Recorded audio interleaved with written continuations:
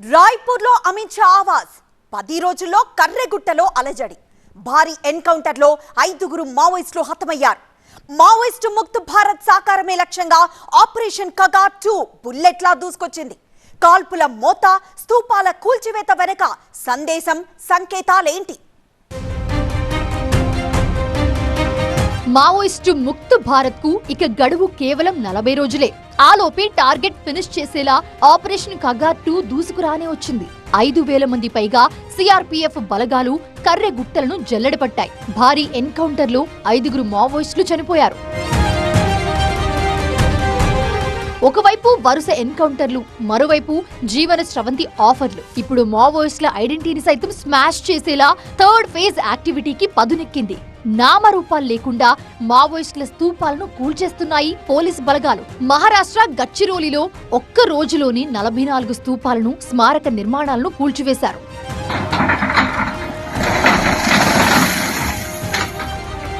అటు ఛత్తీస్గఢ్ లో అడవిలో అడుగడుగునా గాలించి మరి మావోయిస్టుల స్తూపాలను నేలమట్టం చేశారు. సూక్మా జిల్లా కిస్టారంలో భారీ స్తూపాలు ఇలా కుప్పకూలాయి.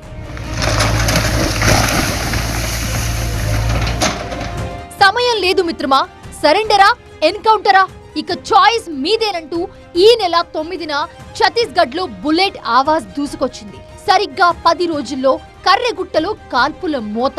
గడ్చిరోలి, ఛత్తీస్గఢ్ లో స్తూపాల కూల్చివేత తెరపైకి రానే వచ్చాయి.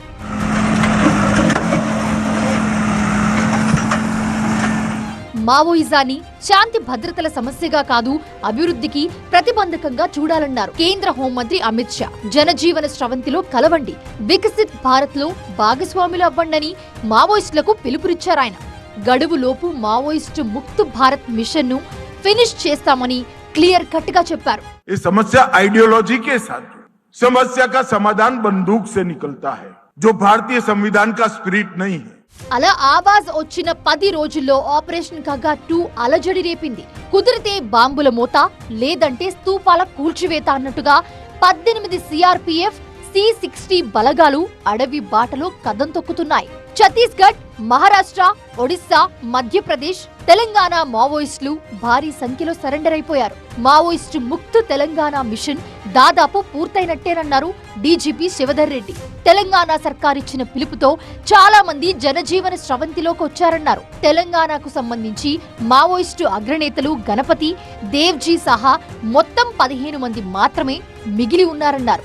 ఆ 15 మంది కూడా తమ క్యాడర్ తో సరెండర్ కావాలని పిలుపునిచ్చారు డీజీపీ. ఇప్పటికే వరుస ఎన్కౌంటర్లతో అగ్రనేతలు హతమయ్యారు. మిగిలిన వాళ్లు అధునాతన ఆయుధాలతో సహా సరెండర్ బాట పట్టారు. ఇంకా ఏమున్నదన్నా అన్నట్టుగా అడవులు మోగబోయాయి. కాల్పుల మోత, కాకీల బూట్ల చప్పుడు తప్ప మావోయిస్టుల జాడ మచ్చుకైనా లేదు. ఆల్మోస్ట్ గా ఆల్ అవుట్. మావోయిస్టుల ఉనికి కాదు కదా, ఆనవాళ్లు లేకుండా స్తూపాలను స్మాష్ చేస్తూ ఉన్నాయి కేంద్ర బలగాలు. ఫైనల్ గా గడువులోపు మావోయిస్టు ముక్త్ భారత్ మిషన్ ను 100% సక్సెస్ చేయడమే లక్ష్యంగా ఉచ్చు బిగుస్తోంది.